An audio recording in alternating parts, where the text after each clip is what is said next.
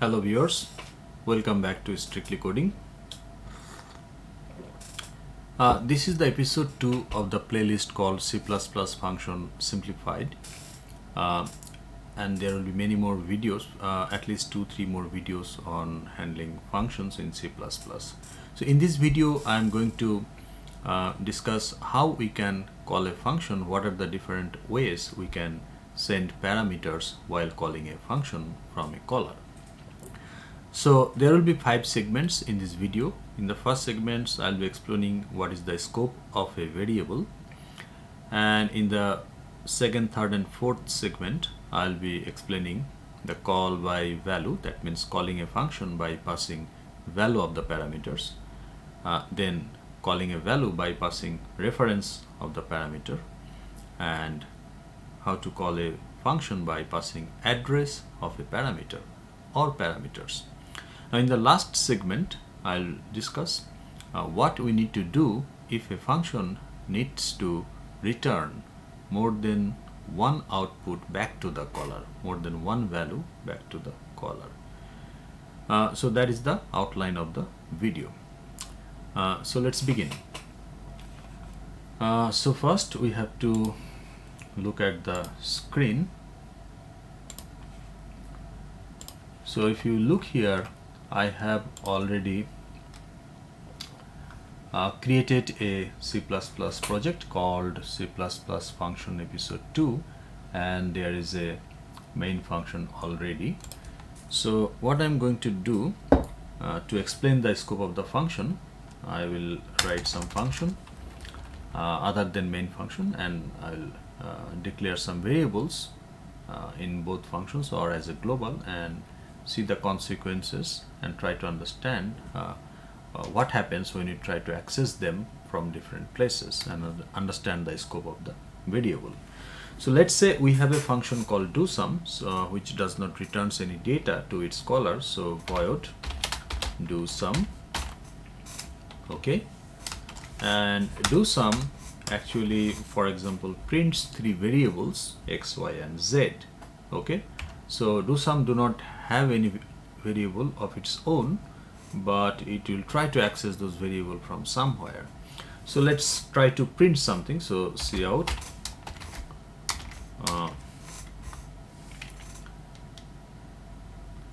x equal to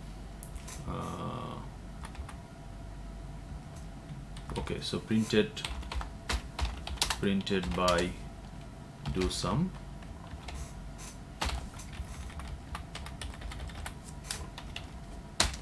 x equal to, we want to print the value of some x, okay. We still don't know what that x is, we'll define them gradually.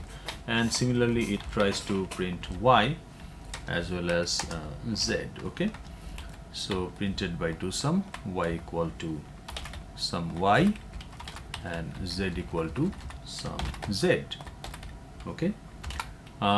So that is doSum.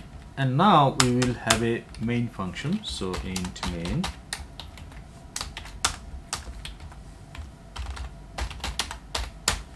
now here we are going to declare an integer. So int x equal to 10, okay. And we also want to print x from here. So printed by main x equal to the value of x. Now if I try to build the program and check it out,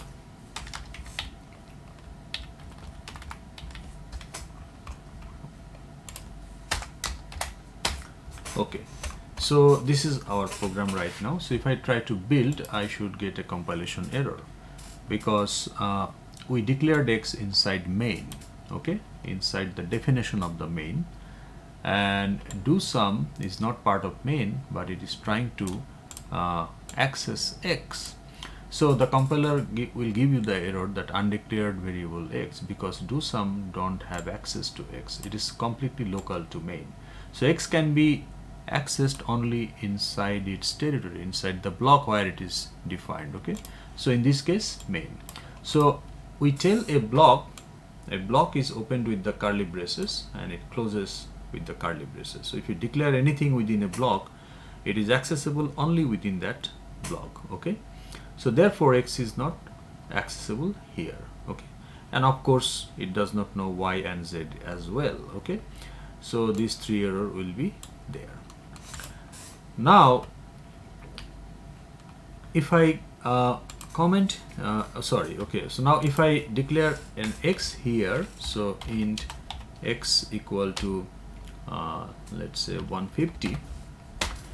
Now what happens, X is not, this particular X is not declared inside any functions. Okay, so we have two functions, do sum and main. There is a X declared inside main, but also there is a global X whose value is 150.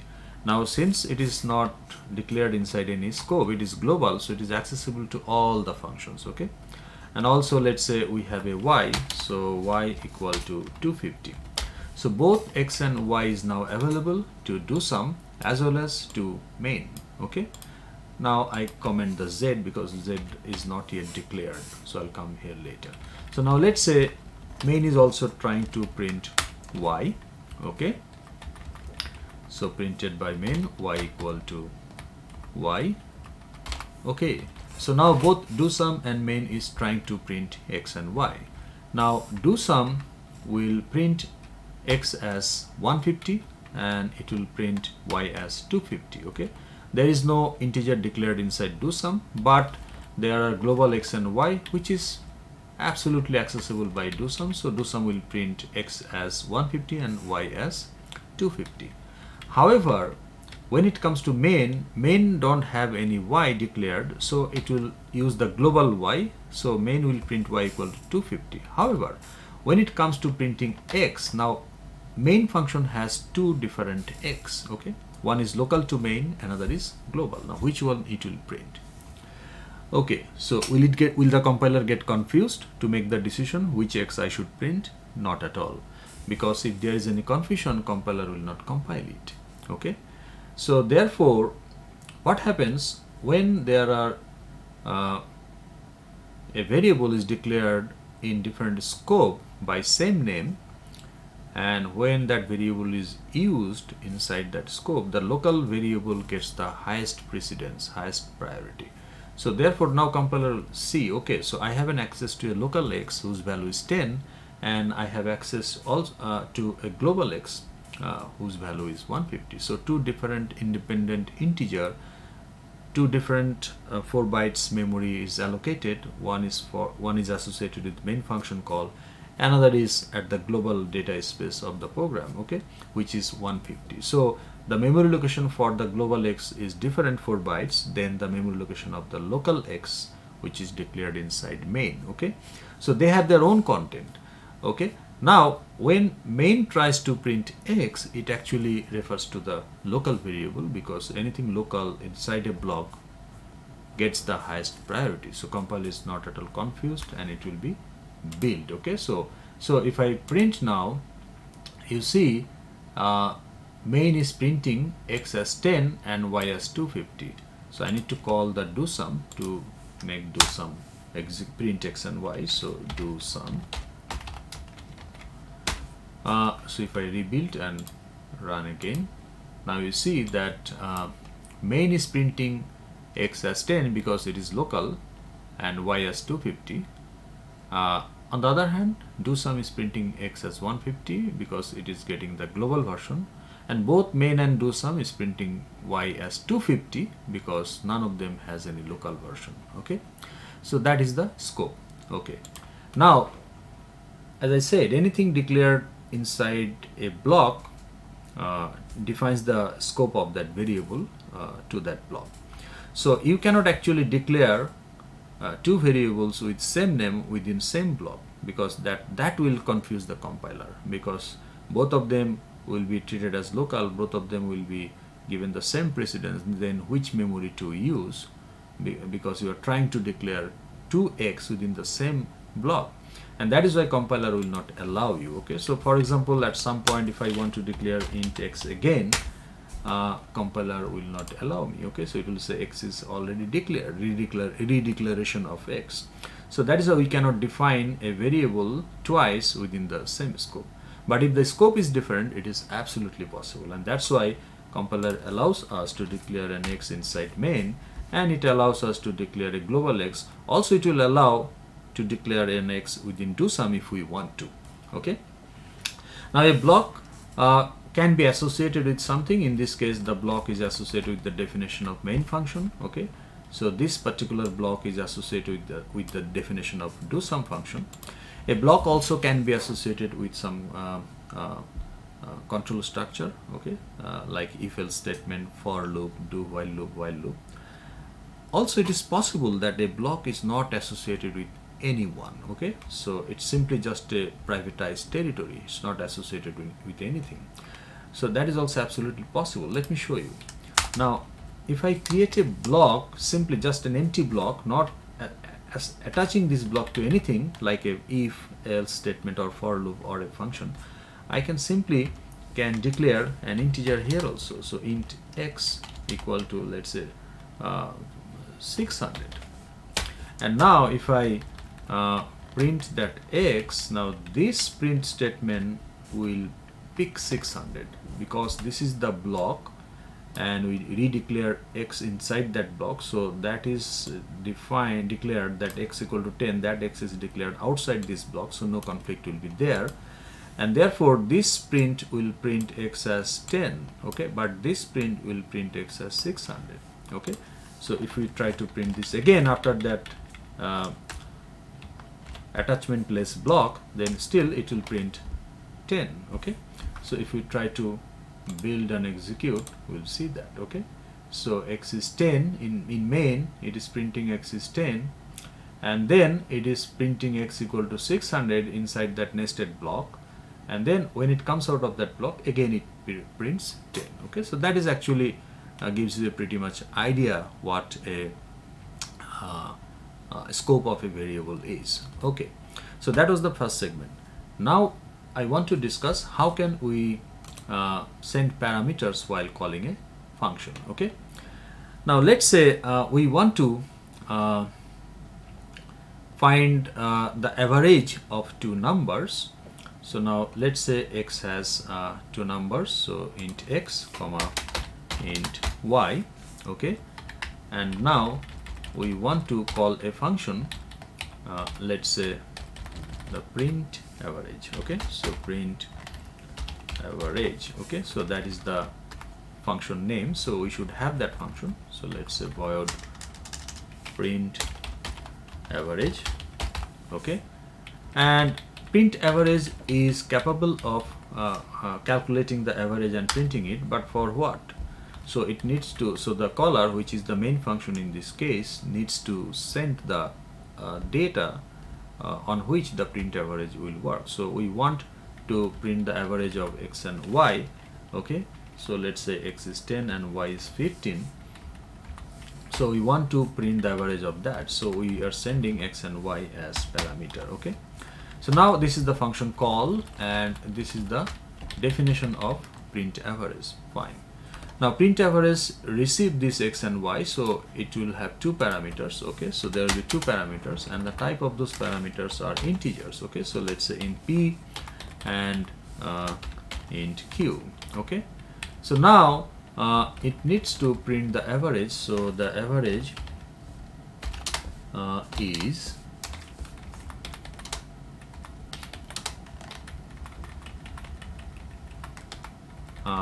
p plus q. So we need to add p and q and divide it by 2.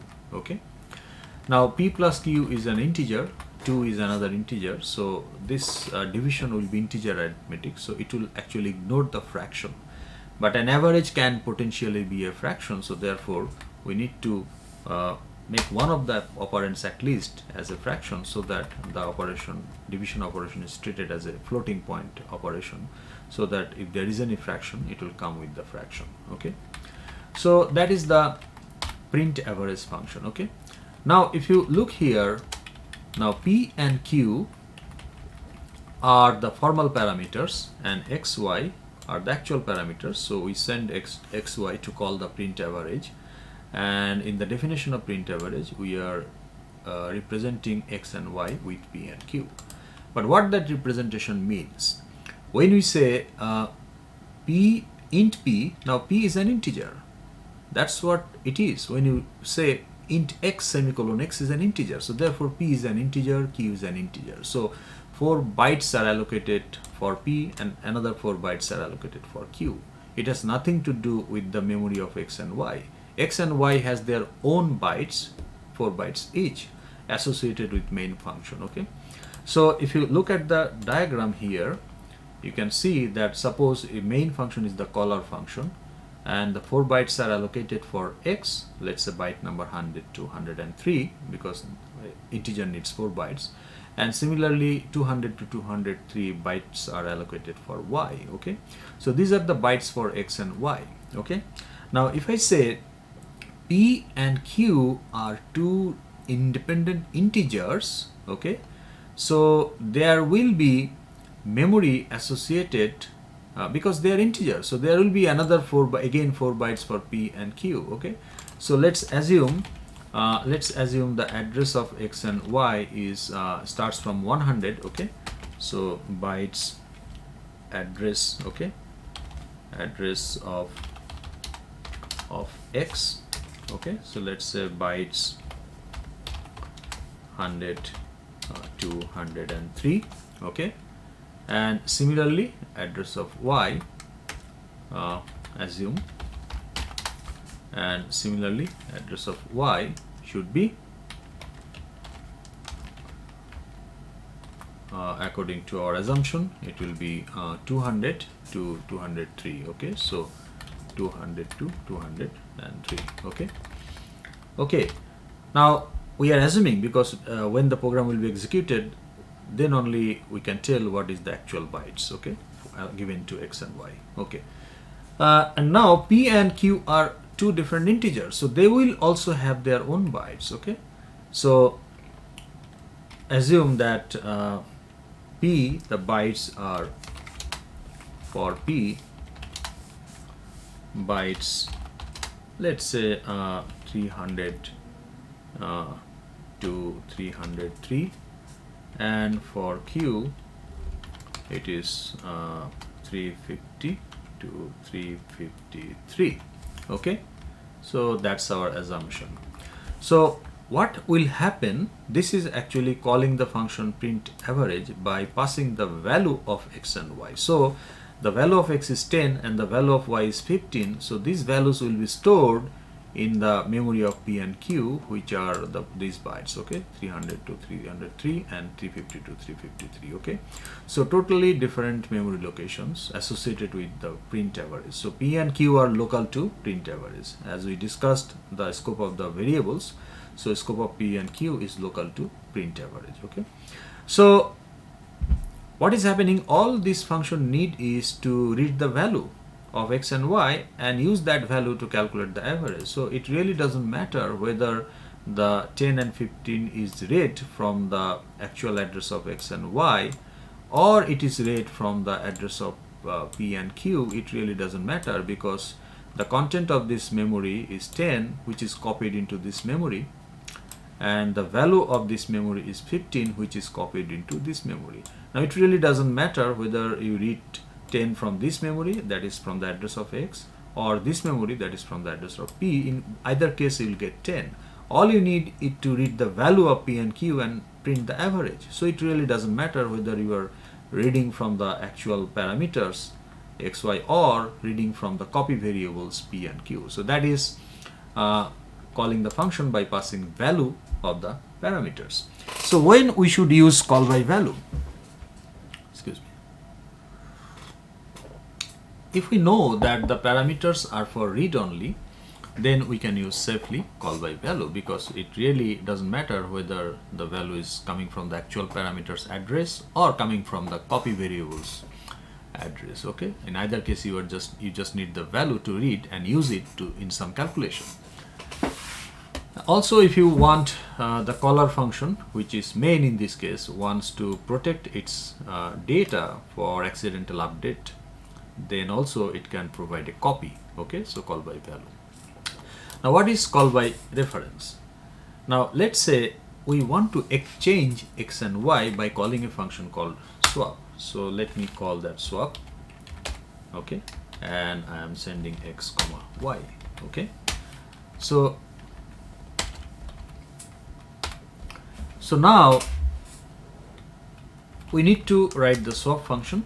So if I write the swap function treating it as a call by value, then how it will look like. So void swap int p comma int q, and the definition begins, and we need to store the value of q into p, but before we need to store the previous value of p because it will be replaced with q, and that old value of p should be given to q. So we need a temporary variable. So let's say int temp equal to p, and then we are telling that p equal to q. We are replacing p with q, and then we need to provide q the old value of p, which is no longer in p, so that's why we kept it in temp and we reassign temp. So we actually exchange p and q. The content of p and q are exchanged in the memory location. Again, if we assume this is the memory location for p and q,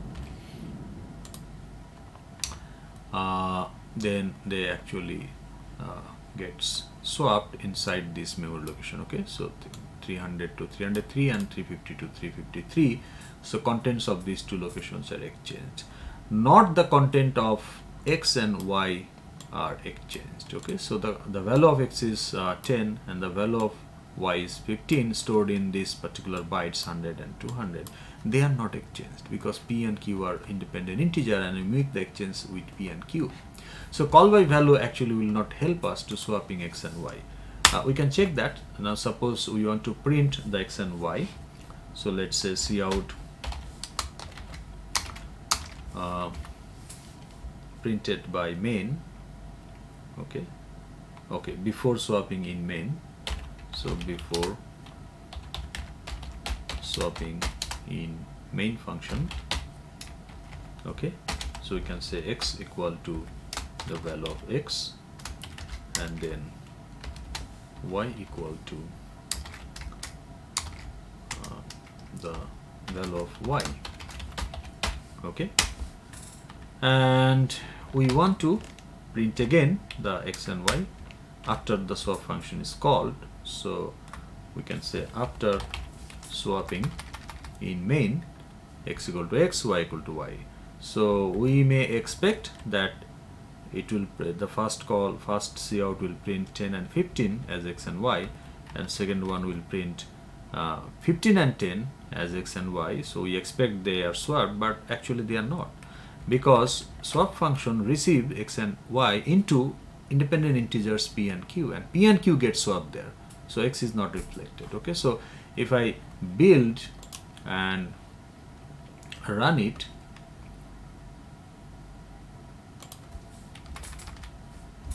if I build and execute it, so now you will see before swapping in main, x equal to 10, y equal to 15, and after swapping in main, x equal to 10, y equal to 15. It is not swapped, but we called the swap function, and what swap function did, it swapped p and q, but p and q are not x and y. They are just they are separate integers having the value of x and y.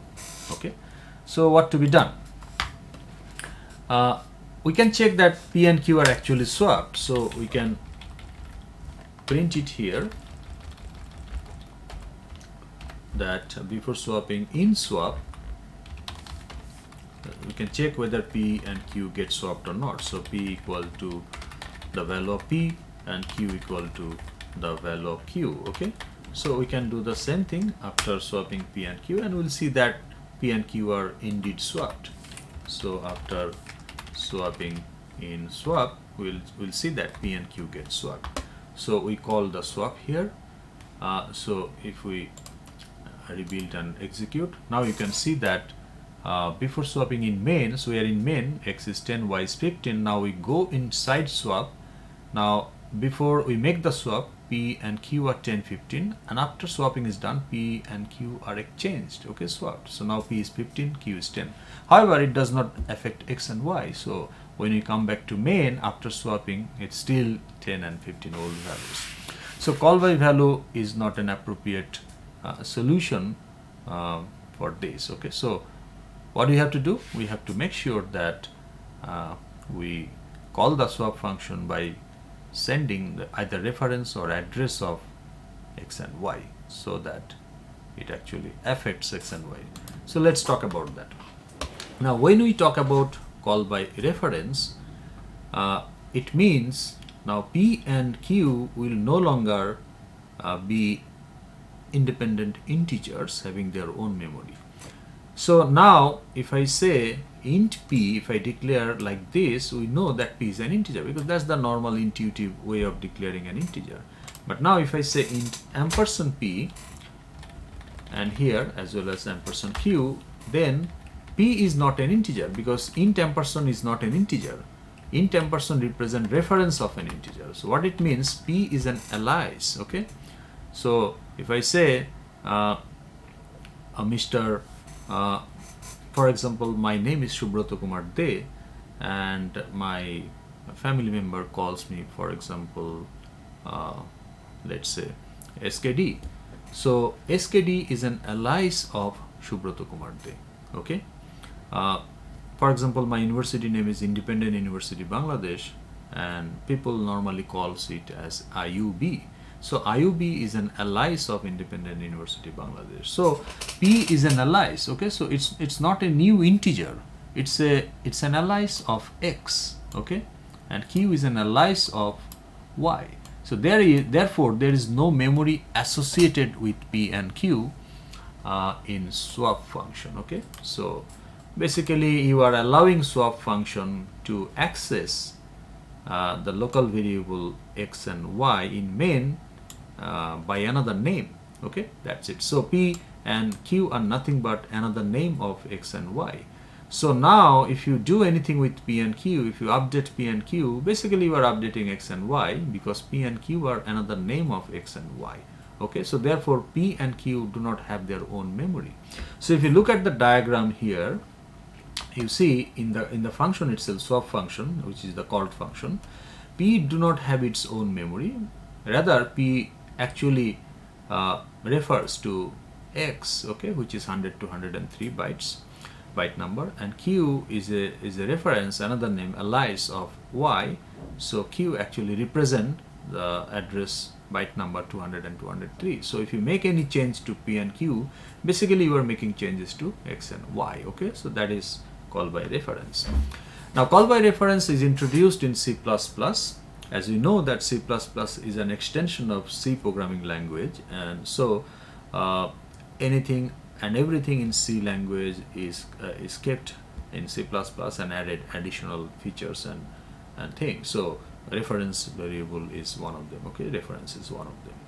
However, you can also send x and y as an address. So that means you can actually send the address of x and y while calling that swap function. So that is the third option for sending a parameter, that is calling the function by sending address of the parameter. So now let's look at the code again. Now in this swap call I am sending x and y. Now what is x? X is an integer. What is y? Y is an integer. So either it will be called by value or so the parameter in function definition will be a copy of x, copy variable, copy integer, or it will be a reference to x, another name of x. So we are sending actually two integers. Okay, now whether it is called by value or called by reference, to understand that we need to look into the definition of the function. So if the function, in the function definition, if the parameter is having only the type, then it is a copy integer, or if it has ampersand with it, then it is a reference, another name of the parameter. So we cannot actually know what it is. To understand, we need to look at the definition. However, if it is called by address, which involves pointer, because we are going to send address, so we want to write ampersand x and ampersand y.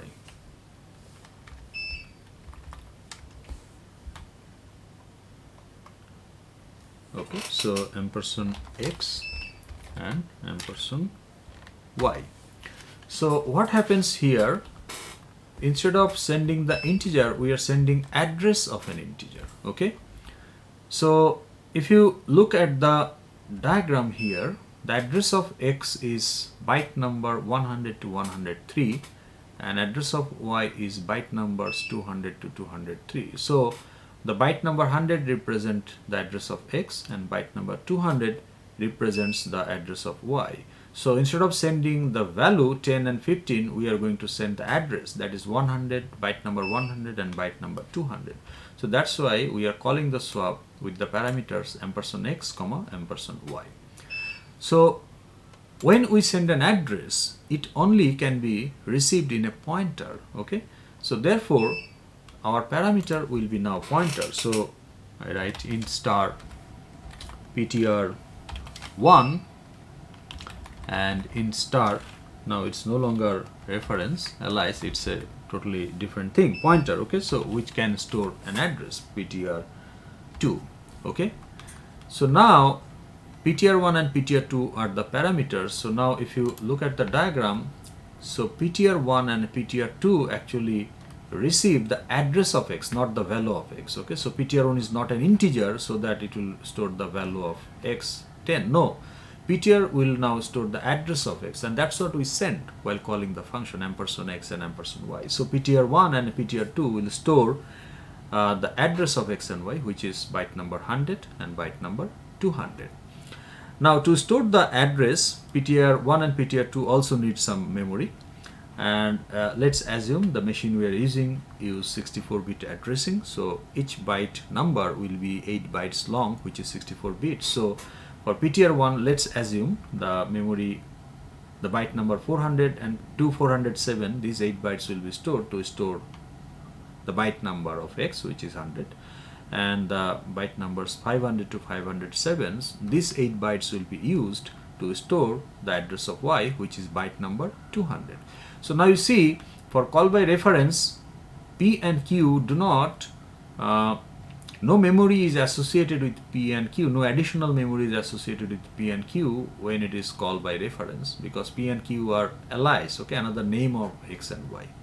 But when we send the address, we need to use pointers as parameters, and the pointer themselves requires memory to store the address. Okay, so that is one difference.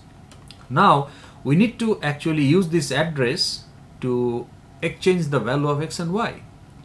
Okay, so now what I need to do, I need to actually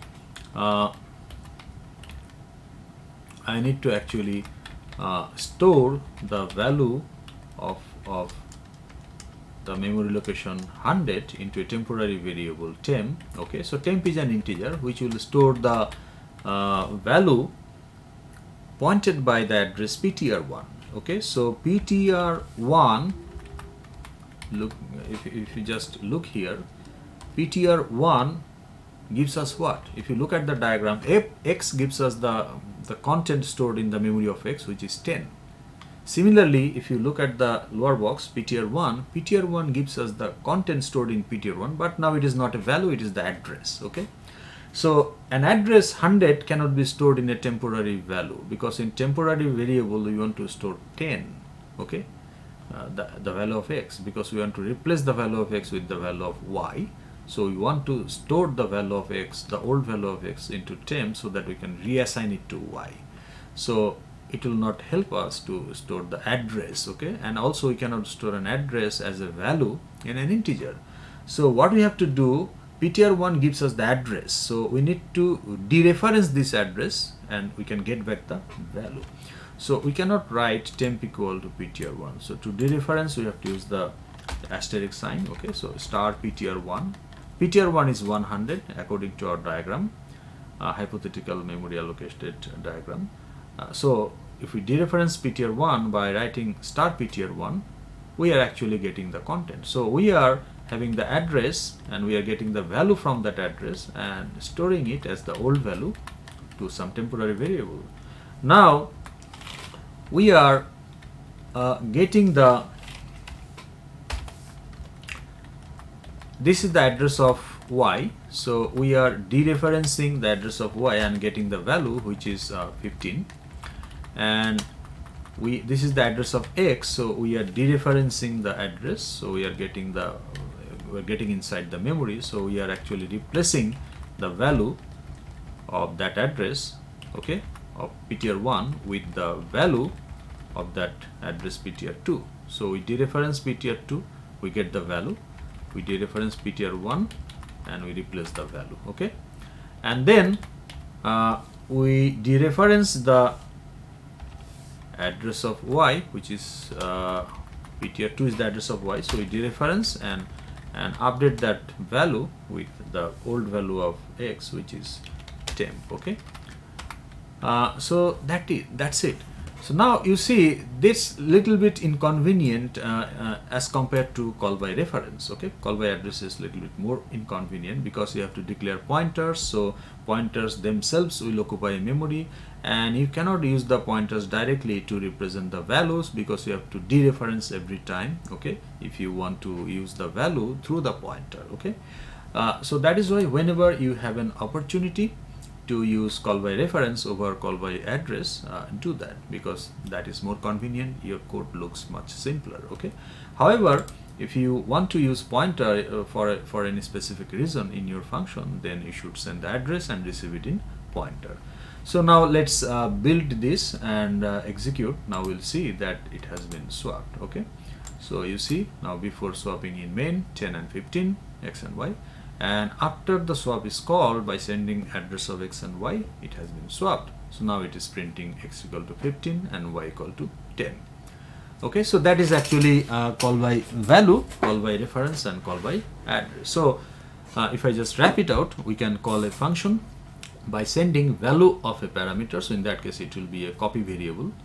We can also call a function by sending reference of the parameter. In that case the parameter in the function will be an alias, another name of the actual parameter. No additional memory is involved. Also in third way, we can call a function by sending address of a parameter. In that case we need to send the address, not the variable, and that has to be received in a pointer as parameter. So if we want to represent the data inside the function, we need to dereference the pointer to get the data back, okay. And as we said, as we have seen, that call by reference is much more convenient as a programmer to implement, okay. So if you have a chance to implement reference over the address, so do that, okay, but it's your choice anyway. Now we are going to see how can we send an entire array as a parameter to a function, okay. Okay, so now let's assume we have an array in our main. So let's say int arr having some data, let's say 11, 22, 33, 44, 55, 5 elements are there, okay. So I actually provide an initializer list. You could assign random values to this array. In that case you have to tell the size of the array, okay. Here also I can say, it doesn't matter. So, or you can take the user input. Anyway, we have an array of 5 elements, and the values are there, 11 to 11, 22, 33, 44, 55. So now we want to call a function, let's say print average, okay. So print average, okay, and we send the array as parameter. Now this function print average needs to actually find the average of this array arr and print the average, okay. Now this array having 5 integers, you can also have an array having 5,000 integers. So array actually cannot be sent as the value, call by value, okay, to the function, because the values are 11, 22, 33, 44, 55, okay. So arr, the array name, is just a collection of the homogeneous elements, in this case all integers, but the actual values are represented not by the array name. Actual values are represented by the subscript, okay. That means arr0, arr1, arr2 and so forth, okay. So arr0 represents 11, arr4 represents 55. So arr0, arr1 are actually the values. So if you want to send the array as values, so in that case you should send arr0, arr1, like that. 5 parameters will be there. Now if your array has 5,000 elements, then the number of parameters of your function will be 5,000. That's ridiculous. Okay, so we cannot afford to do that. So therefore the only way we are allowed to send an array is actually sending the address of the array. Okay, either it can be reference or it can be received in a pointer. Okay, so no copy array will be available. Okay, it's not possible because to have a copy array as parameter we need to send the values, so we are sending only the base address. So array name represents base address. Okay, so if we write that function, how it will look like. So void print average. Now if it is reference, then we can most likely ampersand is the way to represent a reference, as I said earlier example. But when you say int ampersand a, it looks like a reference of an integer. Well, the first element of an array is an integer, so from that sense it's okay.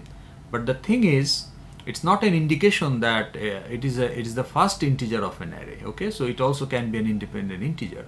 So to give the indication that okay, the reference is not the reference of a single integer, rather the first integer of an integer array, so we use this notation. Okay, so we use the subscript to indicate that it's the reference of an array. So no additional memory is associated with a, it is just the another name of ARR. Okay, so actually a represent the base address of ARR. Okay, just alias. Okay, so now you can actually use a to represent ARR because a is an alias like call by reference. Now you got the base address, fine, but how do you know how many elements are there in that array? Okay, so all you know that is the reference of the base address, so you only represent the address of the first element. Okay, that is the base address, but knowing that the address of the first element does not tells you how many elements are there in that array. So when you pass an array in a C++ function, you also have to send the size of the array. Okay, so in this case we need to also send the second parameter as 5 because this array has 5 elements. So we also have the second parameter, let's say int size. Okay, now this size can be a copy, doesn't matter because we just want to read the value of the second parameter, so it's fine. So now we use this a in a loop to print the average. Okay, so we can also print the array itself. So cout the array is, and then we can run the loop and print the elements. So I equal to 0, I less than size, I plus plus, and we can say cout a of I. Okay, with some space. Okay, so what happens? A is nothing but the reference of ARR, so a of I is nothing but ARR I. Okay, so no additional memory for a. Okay, it is just another name of ARR. Okay, it's a reference of ARR. Okay, and absolutely you print the array elements, but you also need to find the average. So within the loop, we also, other than printing the element, we also need to sum all the elements. So we need a sum. Okay, so is there, so also we need an additional sum initialized with 0 so that garbage is not there, so the addition does not have any wrong data. So now we say sum plus equal to a of I. Okay, so after loop is done, we can actually print the average. So cout the average is, and we can now print sum divided by size. Okay, now the point is sum is an integer, size is also integer, so this division will be treated as integer arithmetic, so it will ignore the fractions if any. So therefore we need to treat this as a floating point arithmetic, so that one of the operands, either sum or size or both, has to be considered as a float or double for this particular operation. So you can cast any one of them as float or double, or both of them, and now your result will come with fraction if any. Okay, so that is how we send the array. Okay, so now this print average will actually print the array elements using a, which is a reference of ARR, and also it will print the average. So if I try to build and run, now you can see the array is 11, 22, 33, 44, 55, and the average is 33. Okay, so coincidentally the average of these 5 numbers is 33, which is a whole number, but it also could be fraction. That's why we casted some to float in case if the average is fraction. Okay, now we are actually using the reference, okay, of the array a here. Now we could also treat it as an address and receive it in a pointer, and you can also use it as a pointer. Okay, so let's see how that looks like. So if I can comment this version, and now if I replace this reference of ARR as a pointer, okay, so let's say int star ptr.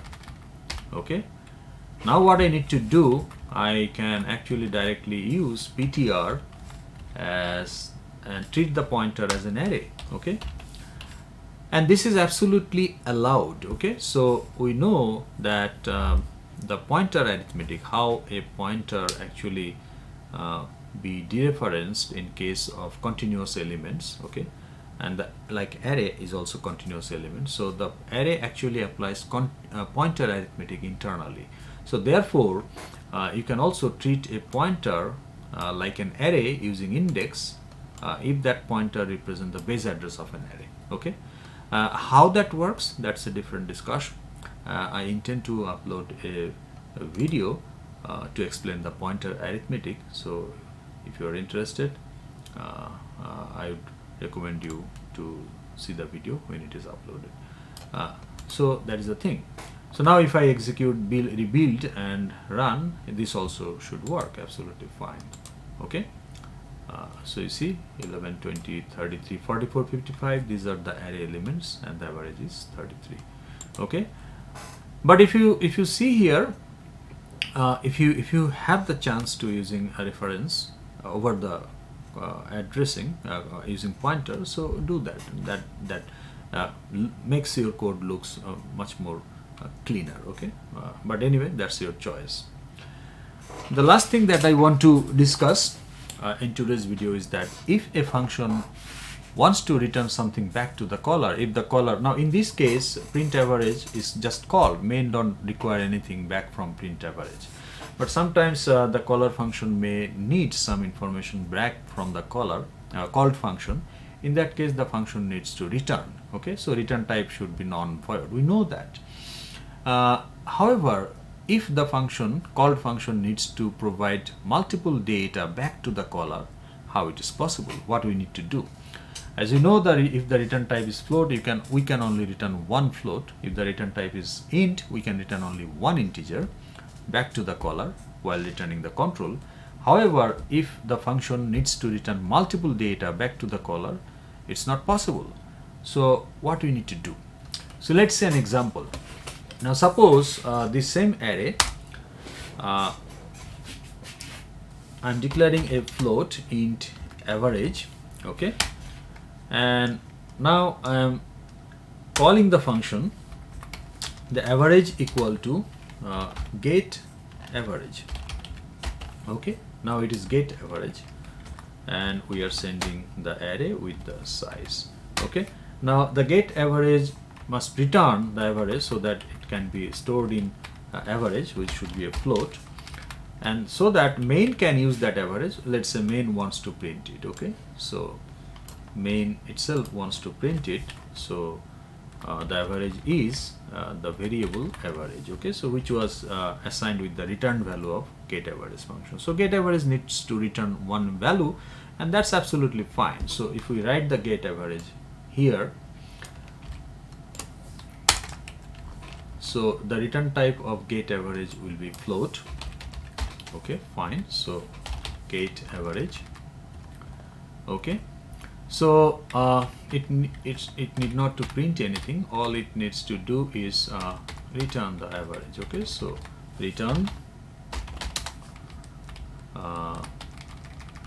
the average value, which is sum divided by size. Okay, so you receive, the main function receives the average in AVG and prints it. Okay, so we just call the so let me comment the print average.